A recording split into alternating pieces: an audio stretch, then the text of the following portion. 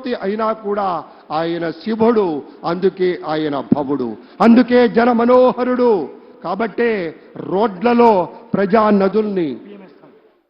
నదుల్లో నవచైత్ర పదాల్ని నడిపించేటువంటి నాటకుడిగా మనవి చేస్తూ ప్రైమ్ మినిస్టర్ శ్రీ నరేంద్ర మోదీ గారు ఈ ప్రాంగణానికి విచ్చేశారు. మన గవర్నర్ శ్రీ అబ్దుల్ నజీర్ గారు కూడా విచ్చేసి ఉన్నారు. కాబోయే ముఖ్యమంత్రి వర్యులు శ్రీ చంద్రబాబు నాయుడు గారు అందరూ కలిసి ఒక్క 2 నిమిషాల వ్యవధిలో, సరిగ్గా 2 నిమిషాల వ్యవధిలో ఈ ప్రాంగణానికి విచ్చేస్తారు. వారి రావడంతోనే మీకు మనవి చేస్తాం. ఇక్కడికి రావగానే ప్రధానమైన వేదిక నుంచి మన యొక్క అభివాదాలు అందుకుంటారు. ఆ వెంటనే ఈ పక్కన ఉన్నటువంటి పోలీస్ బ్యాండ్ సిబ్బంది మన జాతీయ గీతాలాపన ఉంటుంది.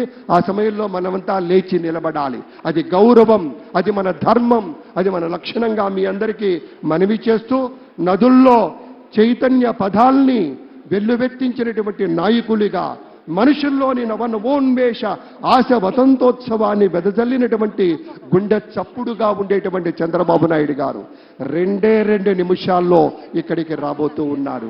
భూమి కోసం, భక్తి కోసం, పేద ప్రజల విముక్తి కోసం నిరంతర పోరాటం, ప్రగతి కోసం, ప్రజల కోసం నిత్యం విజ్ఞాన రథం ఆయన గళం. చంద్రబాబు గారి విజయం వ్యక్తిత్వం ఎప్పుడూ కూడా తప్పనటువంటి విజయం. ఒక విశేషమైనటువంటి రీతిలో ఒక మహానేతగా ఒక ప్రమాణాలు నెలకొల్పి మన ప్రగతికి ఆనందకరమైనటువంటి ప్రయాణం చేయించేటువంటి ఒక రథ సారథే మన చంద్రబాబు నాయుడు గారు. మరొక్క నిమిషంన్నర వ్యవధిలోనే ప్రాంగణంలోకి విచ్చేశారు Shri yes Abdul Nazeer garu, his excellency governor of Andhra Pradesh. మరికొద్ది క్షణాల్లో ఈ వేదిక మీదకి రానున్నారు.